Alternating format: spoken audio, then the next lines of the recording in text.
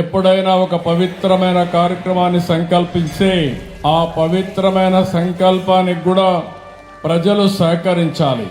ఇక్కడుండే రైతాంగం సహకరించి 29,000 మంది రైతులు 33,000 ఎకరాల భూమి స్వచ్ఛందంగా మీరు ఇప్పుడు డబ్బులు లేవు కాబట్టి ఒక కొత్త విధానం ల్యాండ్ పోలింగ్ లో మేమిస్తామని చెప్పిన రైతాంగాన్ని మరొక్కసారి అభినందిస్తున్నా, ధన్యవాదాలు తెలియజేస్తున్నా.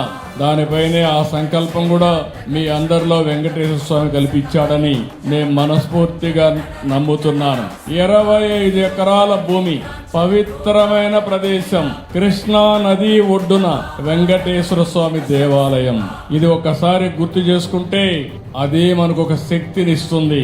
అందుకే ఈ అమరావతిని కూడా ఒక్కసారి నేను గుర్తు చేస్తున్నాను. ఇది ఏ మాత్రం మీకు ఎవ్వరికి కూడా అనుమానం అవసరం లేదు. దేవతల రాజధాని అమరావతి ఏ విధంగా ఉంటుందో ఆ నమూనాగా మన అమరావతి ఉండాలని వెంకటేశ్వర స్వామి వారిని కోరుతున్నా.